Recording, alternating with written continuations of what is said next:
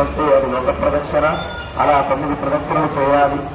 తర్వాత ఇంకో విషయం ఏమిటంటే, మనము ఎవరైనా ఒకసారి మనం సరిగ్గా గమనిస్తే గనక అందరం ఆలయ ప్రవేశం చేయగానే ఒక తెలియని ఆహ్లాదకరమైనటువంటి ఆనందం మన మనస్సులో కలుగుతుంది. ఈ దేవాలయాన్ని, ఈ విగ్రహాన్ని దర్శించగలం. మరి ఎందుకు ఆ విధంగా సంతోషం కలుగుతుందంటే గనక మనం శివశక్తి ఆలయంలోకి వస్తుంటే. మైసెల్ఫ్ సౌజన్య. ఈ రోజు మనం కొండాపూర్ దగ్గర ఉన్న అర్ధనారీశ్వరి టెంపుల్ దగ్గరికి వచ్చాము. సో ఇక్కడ మనకి చైర్మన్ సార్, మేడం కూర్చున్నారు. దాని టెంపుల్ గురించి మనకి వివరిస్తారు. ఈ యొక్క దేవాలయం మేము నిర్మించింది పెద్దమ్మ తల్లి ఆదేశాల మేరకి. ఎందుకంటే సృష్టిలో ఇప్పటి వరకు శివ పార్వతిని చాలా తప్పుగా పూజ చేస్తూ ఉన్నాం మనం అందరం. ఎట్లా అంటే మన పెద్దవాళ్ళు పూజారులైనా మనల్ని దీవించేటప్పుడు శివపార్వతులు లెక్క ఉండమని దీవిస్తూ ఉంటారు. కానీ మనం మాత్రం వాళ్ళని విడదీసి పూజ చేస్తూ ఉంటాం. ఎట్లా అంటే శివాలయంకి వెళ్తే కలిసి శివయ్యకి ఒక్కరికే పూజ జరుగుతుంది, పక్కనే అమ్మవారి గర్భగుడి ఉంటుంది, మళ్ళీ అక్కడికి వెళ్ళినా అమ్మకి ఒక్కరికి జరుగుతుందని కలిపి ఎక్కడ పూజించారు వాళ్ళిద్దరిని. సో ముఖ్యంగా మాకు అమ్మవారు ఇచ్చిన ఆదేశం వాళ్ళిద్దరిని కలిపి పూజించడం, ప్లస్ ఇక్కడ వచ్చే భక్తులకు కూడా అది వాళ్ళిద్దరిని కలిపి పూజించమని చెప్పడం, దానికి సంబంధించిన ఎందుకు వాళ్ళని పూజించాలని వాళ్ళని ఏదైతే ఈ ఆలయం ద్వారా మేము వాళ్ళకు చెప్తూ ఉంటాం. 2 years అయిపోయింది. అంటే ఫస్ట్ విగ్రహ ప్రతిష్ఠ జరిగి 2 సంవత్సరాలు అయింది. గుడి ఆలయం కట్టి అంతా ఓవరాల్ గా 2.5 సంవత్సరాల పైన అయింది. మనము ఇన్ని టెంపుల్స్ కి శివాలయంలోకి వెళ్ళాం, కానీ ఇట్లా బ్లాక్ కలర్ లో మనం ఎక్కడ చూడలేదు కదా. అంటే దీని విశిష్టత ఏంటంటే, బ్లాక్ కలర్ అంటే మీకు బ్లాక్ కలర్ అంటే తప్పని కాదు. అంటే మనం ఏ టెంపుల్ కి వెళ్ళినా కూడా వైట్ మీద కలర్స్ కాంబినేషన్స్ లో మనం చూస్తూ ఉంటాము. ఫస్ట్ టైం నేను ఆన్లైన్ లో చూసి వచ్చాను యాక్చువల్గా ఈ టెంపుల్ కి. అసలు ఇక్కడికి వచ్చిన తర్వాత మాకు ఒక దేవుడి దగ్గరికి వచ్చిన ఫీల్ డిఫరెంట్ గా మాకు అనిపించింది. చాలా బాగుంది. అదే అంటే డిఫరెంట్ గా మనం హైదరాబాద్ లోనే ఎక్కడైనా కూడా నేను ఇట్లా బ్లాక్ కలర్ లో మనం శివ పార్వతులు గానీ ఏ టెంపుల్ అయినా మనం చూసుకోలేదు కదా. సో దాని గురించి ఏమైనా చెప్పగలరా? ముఖ్యంగా మేము ఇక్కడ నుంచి చెప్పేది ఒకటే విషయం అమ్మ, ఏది మంచి లేదు, ఏది చెడు లేదు. మనం ఏదైతే నడుస్తున్నామో అదే మంచి చెడు. మన జీవన విధానమే మనం ఏ రకంగా నడుస్తున్నాం. మీరు మంచి దారిలో నడిస్తే అది అన్ని మంచిది, చెడు దారిలో నడిస్తే అన్ని చెడు. సో మేము చూసేది కలర్ గురించి అడిగారు కాబట్టి మీరు ఇప్పుడు అందరూ చూడండి, రాగానే స్వయంగా దేవుడి దగ్గరికి వెళ్ళినట్టు ఉంది. వాళ్ళు వేయించుకున్నదే అది, స్వయంగా వాళ్ళు కోరిన రంగే అది. ఓకే, సో అందుకే మీకు ఆ ఫీల్ కలుగుతుంది వచ్చిన వాళ్ళందరికీ కూడా. ఇక్కడ అసలు ఎంట్రన్స్ లోనే మేడం మాకు కార్ లో వస్తున్నాం కానీ మాకు వైబ్రేషన్స్ అంటే డిఫరెంట్ లుక్. మేము మామూలుగా ఫొటోస్, ఇమేజెస్ చూసి మనం వస్తాము టెంపుల్ కి, కానీ ఇక్కడికి వచ్చిన తర్వాత కంప్లీట్ లుక్ అనేది అసలు వెంట్రుకలు నిప్పులు వచ్చినట్టు అయిపోయింది. అసలు చాలా మంచిది. ఎందుకంటే ఇది మేము కావాలని చేసింది కాదు, ఏదో ఎవరో చెప్తే చేయాలని, లేకపోతే పేరు కోసమో ఇంకా దేనికోసమో చేసింది కాదు. స్వయంగా అమ్మవారు శివ పార్వతుల్ని, శివశక్తుల్ని ఈ రూపంలో పూజించాలి అని వాళ్ళు కోరిన కార్యం కాబట్టి మనము అన్ని రకాల దేవుళ్ళని చూసినాం. మనకి శివ పార్వతులు అంటే అర్ధనారీశ్వరులు అని తెలుసు, కానీ వాళ్ళు నిజంగా ఎట్లుంటారు, ఒకవేళ వాళ్ళిద్దరికి రూపం ఉండి గర్భగుడిలో కూర్చుంటే ఏ రకంగా ఉంటారు అనేది అది అమ్మవారు ఇక్కడ చూపించడం జరిగింది మనకి.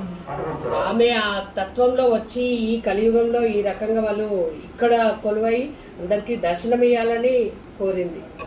రియల్లీ మేడం, అసలు మా పేరెంట్స్ ని కూడా నేను ఇప్పుడు ఇవందరు తీసుకొచ్చాను. వాళ్ళు నేను ఎప్పుడైనా సెలెక్షన్ చేసుకొని వెళ్తాను, బట్ వాళ్ళు చాలా హ్యాపీ ఫీల్ అవుతున్నారు అనమాట. చాలా డిఫరెంట్ టెంపుల్ కి తీసుకొచ్చావు, మా సిస్టర్స్ వచ్చారు, మా వదిన అందరు వచ్చారు. అసలు చాలా బాగుంది, మంచి టెంపుల్ కి తీసుకొచ్చావు. వాళ్ళకి ఒక వైబ్రేషన్ అనేది, మన ఫెస్టివల్ వైబ్ అనేది వాళ్ళకి బాగా రీచ్ అయింది.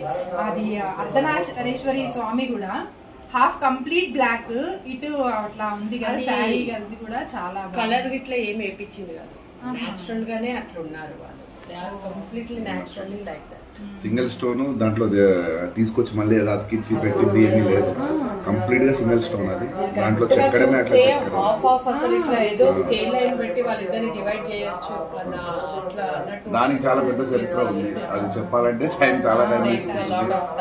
అంటే మేము ఇక్కడ అనుకొని ఏది చేసింది లేదు, ఇక్కడ జరిగేది కూడా ప్రతిదీ కూడా మనము శివ పార్వతులని ఎలా చూస్తున్నాం, ఏం చేస్తున్నాం అనేది సృష్టికి ఒక రూపం ఇక్కడ నుంచి చూపించడమే మాకు ముఖ్య ఉద్దేశం. సో ఇన్ని రోజులు మనం చేస్తున్న తప్పు, వారిద్దరిని ఎలా పూజిస్తున్నాం, ఏం సంగతి, ఇప్పుడు మీరు కళ్యాణం రోజు తప్పించి ఇంకెప్పుడైనా కలిపి పూజ చేస్తారా? అందుకోసం కానీ మాకు ముఖ్యంగా వేరు వేరుగానే ఉంటారు. సో ఇక్కడ నుంచి మన నెక్స్ట్ జనరేషన్ పిల్లలు ఉన్నారు, వాళ్ళకి శివ పార్వతి అంటే నాకు నేను పెద్దగా అయ్యేదాకా కూడా నాకు తెలియదు వాళ్ళు ఏందనేది. సో నాకు ఇక్కడికి వచ్చిన తర్వాత ఈ కార్యంలో నేను దిగిన తర్వాత నాకు అలా వాళ్ళ గురించి తెలవడం జరిగింది. అంటే నేను ఇంత పెద్దగా పెరిగినాక కూడా నాకు వాళ్ళ గురించి తెలుసుకోలేదంటే ఇంకా మనందరి చిన్నపిల్లలకి ఏం తెలుసు, మనం ఏం చెప్తాం? మీకు చెప్పినవన్నీ మేము ఎక్కడో చదివో ఎవరో చెప్తేనో కాదు, మేము స్వయంగా ఒక 2.5 years ఈ జర్నీ ట్రావెల్ చేసాం వాళ్ళ గురించి తెలుసుకోవడానికంటే మాకేదో స్పెషల్ ఇంట్రెస్ట్ ఉంది కాదు. మాకు స్వయంగా అమ్మవారే కొన్ని కార్యాలు ఇచ్చి ఆ ప్లేసెస్ కి పంపిస్తే అక్కడ మేము తెలుసుకోవడం జరిగింది. ఇవన్నీ చాలా గ్రేట్ మేడం. అమ్మ మమ్మల్ని చూస్ చేసుకోవడం అనేది అంటే మనకు ఆ ఛాన్స్ రావడం అనేది మోరోలీ చెప్పాలంటే వై వి బోర్న్ అనేది మాకు అర్థమైపోయింది. సో అందుకే ఈ కార్యం చేయగలిగినాం. అది అర్థం చేసుకోకపోతే మేము కూడా చేసేటోళ్ళం. ప్రతి ఒక్కరు ఈ సృష్టిలోకి వచ్చిన తర్వాత ఏదో ఒక కార్యం కోసం వచ్చిన వాళ్ళు, మీరైనా మేమైనా మన టైం అయిపోయినప్పుడు మనం చేసే కార్యం పూర్తయిన తర్వాత ఆటోమేటిక్ వెళ్ళిపోతాం. కొన్ని విషయాలు ఏం చేస్తామంటే కొంతమంది మేము ఒక కార్యం మనం చేసేది ఉంటే దాన్ని వదిలేసి వెళ్ళిపోతూ ఉంటాం. అక్కడ మనం తప్పు చేస్తుంటాం. ఇక్కడ కూడా నేను అదే తప్పు చేసిన. నేను ఎటు పోయినా నాకు ఆ సంతోషం దొరకట్లేదు. మళ్ళీ నేను ఏ బిజినెస్ చేసినా ఎక్కడ పోయినా ఏం సంగతి నాకు బిజినెస్ అది సంతోషం. ఫైనల్ గా మళ్ళీ ఇడిగి వచ్చి ఆగుతున్నాను నేను. సో ఇక్కడ నాకు చేయాల్సిన కార్యం ఇది ఉన్నది అని చెప్పి మాకు అర్థమైన తర్వాత ఇంకా దాన్ని ఇక్కడ ఎటువంటి డొనేషన్స్ ఏవి ఉన్నాయమ్మా, అన్ని ఫ్రీ ఉంటాయి. ఎవరి దగ్గర నుంచి కూడా ₹1 తీసుకోరు. ఎందుకంటే మేము ఈ జాతకాలు ఈ దోషాలు ఇవి నమ్మం. ఎందుకు చెప్తాము అంటే మనం ప్రపంచంలో అందరము చావుని మర్చిపోయి బతుకుతూ ఉంటాం. మీరైనా మేమైనా మీ చావు తెలిసిన తర్వాత ఇట్లుండరు ఎవరు. సో దేవుడు అది ఒక మంచి అంటే గొప్ప మాయలో బతుకుతూ ఉంటాం మనం అందరం. సో మాయనే అంత. సో ఎందుకంటే దేవుడు మీరు పుట్టినప్పుడే మీరు మీ చావు డిసైడ్ చేసేసారు. మీరు ఎక్కడ పోవాలనే రిటర్న్. ఇక మరి ఆ జాతకాలు వచ్చి నిన్నేం మారుస్తాయి? నిన్నటిదేమన్నా మార్చగలుగుతుందా జాతకం? రేపటిదేమన్నా చెప్పగలుగుతుందా? చెప్పరు కదా. అందుకని భక్తులకు కూడా ఒకటే చెప్తున్నాం, ఒక గుడికి మీరు వెళ్ళినప్పుడు దేవుడితో బేరాలు ఆడకండి. దేవుడు మిమ్మల్ని అక్కడికి పిలుచుకున్నారంటే ఆ రోజు మీకు ఆ రాత రాసింది. ఈ రోజు మీరు నిన్న అనుకున్నారో లేదో తెలియదు. ఈ టైంకి మీరు ఇక్కడికి రావాలని దేవుడు రాసి పెట్టింది అంటే వచ్చేసినారు. రేపు ఎక్కడ పోవాలనేది కూడా రాసేస్తుంది. సో మేము అందరికి కూడా రిక్వెస్ట్ చేసేది అంటే ఏదైనా గుడికి వెళ్ళినప్పుడు పిల్లలకు ఎడ్యుకేట్ చేయండి. అసలు దేవుడు అమ్మవారు అంటే ఏంది, శివయ్య అంటే ఏంది. ఇంకా ఏ గుడికి పోయినా నువ్వు ఏ టెంపుల్కి వెళ్ళినా పిల్లలకు మనం నేర్పాల్సింది అక్కడ చాలా సైన్స్ ఉంటుంది. ఎందుకు ఈ గోపురాలు ఉంటాయి, ఎందుకు ఈ ధ్వజస్తంభాలు ఉంటాయి, ఈ లోహాలు ఎందుకు వాడతారు, ఇవన్నీ ఒక సైన్స్ ప్రకారంగా నడుస్తూ ఉంటుంది ఆ గుడి మొత్తం కూడా. కానీ మనం అన్నీ పోతాము, దండం పెడతాం, నాకు ఇది నీకు నేను ఇది ఇస్తానని మొక్కుతాము, వచ్చేస్తాము. అంతకు మించి ఇంకా వేరేది ఏం చేయం. పిల్లలకు నేను నేర్పాల్సింది చాలా సైన్స్ ఉంటుంది ఇక్కడ. మనము తెలుసుకోవాలి, పిల్లలకు కూడా అది ఎక్స్ప్లెయిన్ చేయాలి. నెక్స్ట్ జనరేషన్కి చాలా అవసరం. ఎందుకంటే ఈ పద్ధతులని కట్టుబాట్లన్నీ వదిలేసిపోతూ ఉంటాం. కానీ ఒక గొప్పతనం ఏంటంటే తెలుసమ్మా, ఇప్పటికీ మనం అందరం ప్రపంచంలో ఆ శివశక్తి తత్వంలోనే బతుకుతున్నాం. ఇప్పటికీ రీసెంట్ ఎంత సోషల్గా డెవలప్ అయినా ఎంత ఏదైనా సరే శివశక్తి తత్వంలోనే బతుకుతున్నాం. మన అమ్మ నాన్నైనా మనమైనా అందరమైనా ఒక మ్యారేజ్ చేసుకున్న కపుల్ వాళ్ళ తత్వంలో బతుకుతూ ఉంటారు. మీకేమన్నా తెలుసా ఎట్లుంటారో తెలియదా? మీకు సింపుల్గా చెప్తాను విషయం. ఇప్పుడు శివయ్య ఎట్లాంటి వాడు? బోలాబాలుడు. ఏది అడిగినా ఇచ్చేస్తాడు, ఏ తప్పులు చేసినా క్షమిస్తాడు. అదే అమ్మ దగ్గరికి పూజ చేయడానికి వెళ్తే ఎందుకంత భయపడతారు? భయంతో ఉంటారు, చాలా నిష్టతో ఉంటారు. సింపుల్. ఇప్పుడు మీ ఇంట్లోనే మీరిద్దరు ఉన్నారు, మీ పిల్లలు ఏదైనా తప్పు చేసింది అనుకోండి, ఆయన ఏమంటాడు? సర్లే పోనీ అని చెప్పేసి వదులుతారు. కానీ మీరేం చేస్తారు? అడుగుతారు, తప్పు ఇంకొకసారి చేయకుండా చేస్తారు. ఏదైనా అడిగినా శివయ్య ఇచ్చేస్తాడు అంటారు. తను ఏమంటాడంటే సరే ఇచ్చేస్తాడు. ఫైనల్గా ఏం చేస్తాడు? తను మళ్ళీ మీకు చెప్పిపోతాడు ఏదో అడుగుతున్నాడు. అది మీరు కరెక్ట్ అయితేనే ఇస్తారు, లేకపోతే ఇవ్వరు కదా. అదే శివశక్తి తత్వం. వాళ్ళిద్దరు కూడా అంతే. ఇప్పుడు శివయ్య ఆయన రూపంలోనే ఉంటాడు. ఏది అడిగినా ఇచ్చేస్తాడు, ఏ తప్పు చేసినా క్షమిస్తాడు. మీరు మాత్రం స్ట్రిక్ట్ గా ఉంటారు. మీరు ఎట్లా ఉండాలో అట్లా అదే రకంగా సమాజానికి ఏది అవసరమో ఆ ఒక శక్తే చేయగలుగుతుంది. అందుకోసమే ఇక్కడ మేము చెప్పేది ఏంటంటే శక్తి లేనిది శివుడు లేడు, శక్తి లేనిది ఈ సృష్టి లేదు అని చెప్తూ ఉంటాం. సో ముఖ్యంగా ఏంటంటే మనకు వాళ్ళ తత్వాన్ని మనకి ఇచ్చిండ్రు. శివశక్తి అనటం లేదో గుళ్ళల్లో ఉండరమ్మా, ఈ మన ఇంట్లోనే ఉంటారు, మనలోనే ఉంటారు. శివశక్తి అనటం ఎక్కడ లేదు. అది మీ అమ్మ నాన్న కూడా అదే చేసిండ్రు, వాళ్ళ అమ్మ నాన్న అదే చేసిండ్రు, మా అమ్మ నాన్న సృష్టిలో ఉన్న అమ్మ నాన్న అందరూ అదే తత్వంలో బతుకుతున్నాం. సో మేమేమంటే శివశక్తిని మన నుంచి దూరం చేయకండి, మనలోనే ఉంచండి. మన అమ్మ నాన్నని దూరం పెట్టి ఉంచితే మంచిదా, ఇంకొక అమ్మని ఒక దగ్గర నాన్న ఒక దగ్గర ఉంచితే మంచిదా? మనం వచ్చేటోళ్ళము. ఇప్పుడు మనం చేస్తున్న తప్పు కూడా అదే. అందుకోసంకే పిల్లలకు మనం ఎడ్యుకేట్ చేయాల్సింది చాలా ఉంది. అంటే పురాణాలు ఇవన్నీ కూడా మనము పరికరాన్ని రిస్ట్రిక్షన్స్ పెడతాం, చూస్తాం. అవి రిస్ట్రిక్ట్ చేయవద్దు. అసలు నిజమైన ఏంది అనేది దాంట్లోకి వెళ్ళి చెప్పండి, అది నేను చెప్తాను. ఎందుకంటే శక్తి ముఖ్యం. శక్తి శక్తి లేనిదే ఈ సృష్టి లేదమ్మా. ఇక్కడ ఒక కొటేషన్ ఉంటుంది, మీరు అక్కడ చూస్తే, అతను పుట్టుక లేనివాడు, ఆమె ప్రతి పుట్టుక మహాపురాణం. గుడి చుట్టూ కొటేషన్స్ నేను చదివారు. అతను పుట్టుక లేనివాడు, ఆమె ప్రతి పుట్టుక మహాపురాణం. అంటే మనం అందరం అనుకునేది ఏంటంటే శివయ్యకు పుట్టుక లేదు, ఆయనకు ఇంకొక జన్మ లేదు. అమ్మకు మాత్రం ప్రతి జన్మ అంటే ఎన్నో అంటే అవసరార్థం అమ్మ పుడుతూనే ఉంది అక్కడక్కడ అని చెప్పి ఈ శత్రువులను సంహరించడము ఇంకో అన్ని కథలు ఉన్నాయి. సో మన నిజ జీవితంలో కూడా అది ఉన్నది. ఏ రకంగా అంటే తను ఉన్నాడు, తను ఒక వంశానికి ఉండిపోతాడు. మీరు మాత్రం ఇంకొక వంశం నుంచి వచ్చి వాళ్ళ వంశాన్ని అభివృద్ధి చేసి మళ్ళీ మీకు ఒక కూతురు పుడితే ఇంకొక వంశానికి పంపిస్తారు. అంటే ఈ సృష్టిని పెంచుకుంటూ పోతున్న తల్లి ఎవరో కాదు, ఈ శక్తి స్వరూపాలని నేను చెప్తూ ఉంటాను. అంటే శక్తి లేనిదే ఈ సృష్టి లేదని నేను ముఖ్యంగా చెప్పేది ఏంటంటే ఆమె ప్రతి పుట్టుక మహాపురాణం. ఇప్పుడు మీరు ప్రతి పుట్టుక ఒక్కొక్క ఆడపిల్ల ఒక్కొక్క పురాణమే. ఇప్పుడు మీరు లేకపోతే ఈ సృష్టి పెరగదు. ఈ మేమంతా కూడా ఎవరు రారు, ఒక ఆడపిల్ల లేనిది ఎవరు లేరు. సో అదే చెప్తూ ఉంటాం. మన పెద్దవాళ్ళు చెప్పేటోళ్ళు ఏమని, శక్తి అంటే ఆడపిల్ల ఇంట్లో ఏడిస్తే అరిష్టం, ఇంటికి అరిష్టంగా ఉంటుంది అని చెప్పి పెద్దవాళ్ళు చెప్పారు. అది మరుస్తున్నాం మనం. సో ఎక్కడో ఉండరు శక్తి స్వరూపం, మన ఇంట్లోనే ఉంటుంది. ఆ ఇంట్లో ఉన్న శక్తిని పూజించండి, అమ్మ రూపంలో, అక్క రూపంలో, చెల్లె రూపంలో, కూతురు రూపంలో. మన ఫస్ట్ వాళ్ళని మంచిగా చూసుకోండి, తర్వాత మీరు ఏ గుడికి పోయినా ఇది మేము చెప్పేది. ఇది అసలైన కారణమే ఇది. సో మేము కూడా ఈ గుడిలో ఏం చెప్తామంటే మేము ఇక్కడే ఒక 9 ప్రదర్శనలు చేసుకోమని చెప్తూ ఉంటాం. ఎందుకంటే నవశక్తి స్థాపన చేయడానికి 3 గుళ్ళకు ఏదన్నా కోరికలు ఖచ్చితంగా నెరవేరుతాయి. అంటే సృష్టికి విరుద్ధమైన కోరిక ఉంటే నెరవేరదు. ఒకవేళ సృష్టిలో కోరిక కరెక్ట్ అయితే అది ఖచ్చితంగా నెరవేరుతుంది. ఆ తర్వాత ఇక్కడ ఎటువంటి కానుకలు వేయొద్దని చెప్తాం మేము. ఎందుకంటే ఇక్కడ ఎటువంటి కానుకలు అదే ఏదైతే మీరు చెయ్యాలనుకుంటున్నారో ఆ కానుకలు డబ్బులు తీసుకెళ్ళి వేరే లేని వాళ్ళకి పెట్టండి. ఇక్కడ మీరు 100 కొబ్బరికాయలు కొట్టినా మేము తీసి పక్కన పెడతాం. ఆ 100 కొబ్బరికాయల డబ్బులు తీసుకెళ్ళి లేని వాళ్ళు చాలా మంది హాస్పిటల్స్లో ఇబ్బంది పడుతూ ఉన్నారు, టాబ్లెట్స్ లేక ఇబ్బంది పడుతున్నారు, చాలా మంది తిండి లేక రోడ్ల మీద ఉన్నారు, బట్టలు లేకున్నారు, ఇల్లు లేకున్నారు. ఇట్లాంటి వాళ్ళని హెల్ప్ చేయండి. ఇక్కడ నుంచి మేము గుడి నుంచి చెప్పేది ఈ గుడి అని కాదు, మీరు ఎక్కడ మీ కోరిక నెరవేరినా మీకు ఆ డబ్బులను తీసుకెళ్ళి వాళ్ళకి సహాయం చేయమని చెప్పి మేము చెప్తూ ఉంటాం. ఎందు గురించి అంటే అక్కడ కూడా అతను కర్మతోటి అనుభవిస్తుంటాడు. మనం తెలుసో తెలియక మనతో కర్మ ఉంటుంది, ఏదో ఒక దగ్గర మనం తప్పు చేసే ఉంటాం. మన కర్మ తగ్గాలంటే ఇట్లాంటి హెల్ప్ అక్కడ చేయండి. ఎందుకోనికి టెంపుల్ నుంచి మేము అదే చెప్తూ ఉంటాం. ఈ గుడిలో ఇచ్చింది మనకి ఇచ్చింది వాళ్ళకి రిటర్న్ వాళ్ళు ఎక్స్పెక్ట్ చేయరు.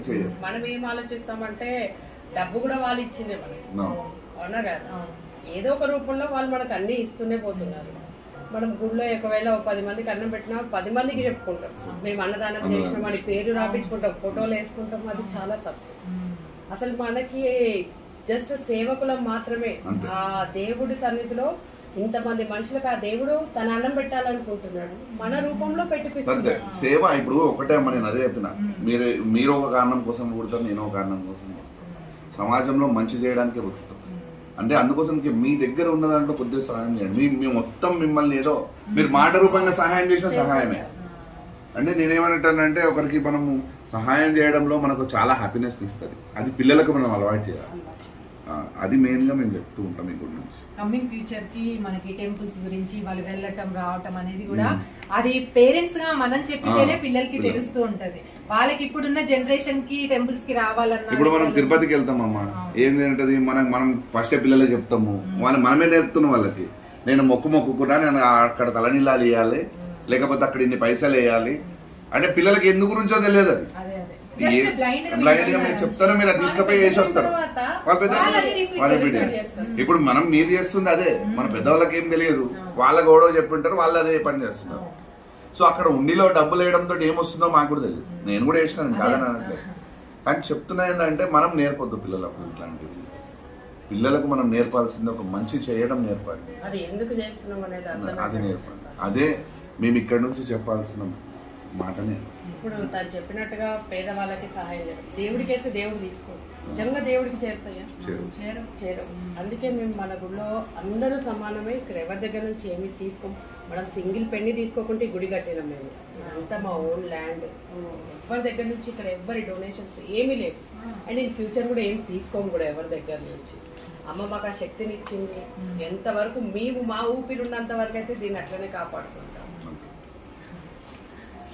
ధన్యవాదాలు మ్యామ్, ధన్యవాదాలు సార్. చాలా బాగా గుడి గురించి వివరించారు. సో ఒక్కసారి మేము మా గుడి కూడా మా వ్యూవర్స్ అందరికీ తెలియజేస్తాం.